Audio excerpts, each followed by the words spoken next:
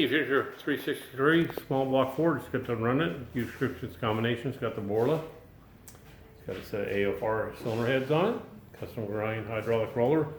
It has got the GT40 front end on it. Got the Aviaid Oil Pan. And it's Holley Terminator X Max. Take you in there and show you how it ran. Alrighty, 3,500, 421 foot-pounds. Looks like it peaks torque 450. Peaks horsepower 504. Rated at 500. It's got a front end on it, so everything's good. Get her off there, get in a crate, coming away. Have a great day.